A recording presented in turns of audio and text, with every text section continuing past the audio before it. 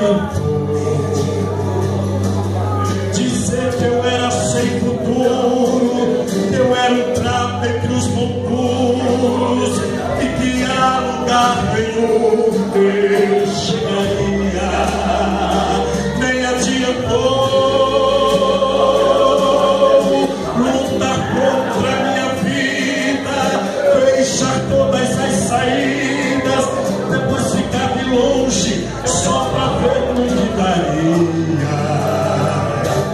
É que o inimigo esqueceu que eu sirvo a Deus, que se levanta do trono por causa de um gemido.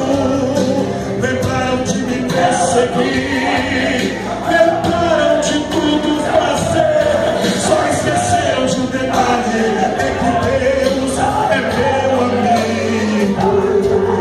Oh, oh, oh.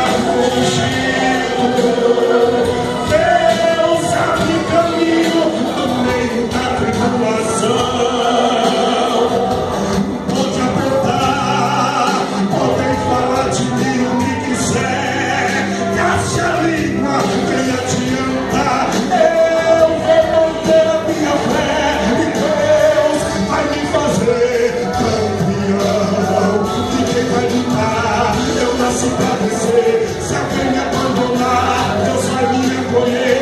Ainda tem surpresas que vem por aí, das mãos do meu Senhor. Se tentar me impedir, vou continuar.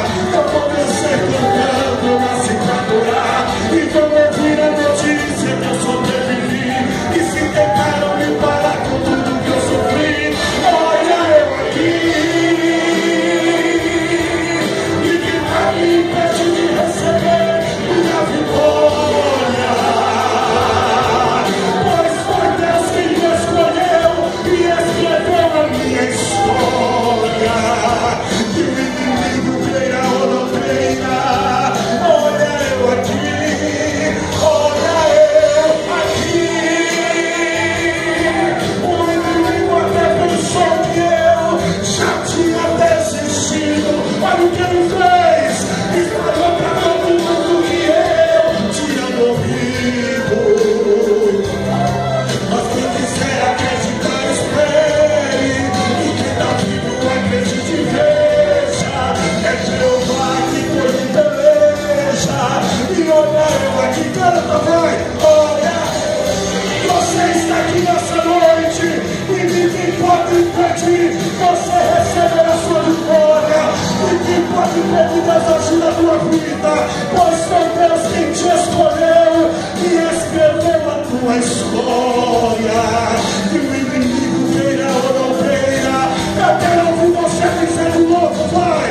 Olha, você está aqui, o inimigo até pensou que você já tinha desistido, espalhou para todo mundo que você tinha morrido.